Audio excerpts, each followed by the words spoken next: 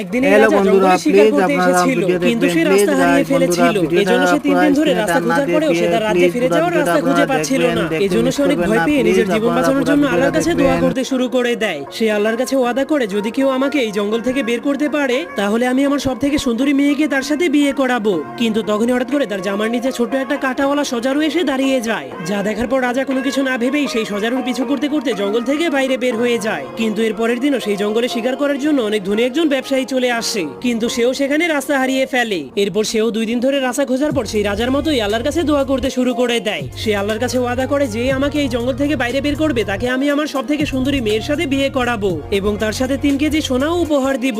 কিন্তু সেই ওয়াদাটা করলেই সেই সজারুটা আবারও তার কাছে চলে আসে। তখন সে ওই ব্যবসায়ীকে বলে, আমি আপনাকে এই জঙ্গল থেকে বের করতে পারবো। যা শোনার পর ব্যবসায়ী নিজের জীবন বাঁচানোর জন্য কোনো কিছু না ভেবেই সেই সজারুর কথায় রাজি হয়ে যায়। এজন্য সজারু তাকে সেই জঙ্গল থেকে বের হতে সাহায্য করে। কিন্তু একদিন একজন বৃদ্ধ গরিব লোক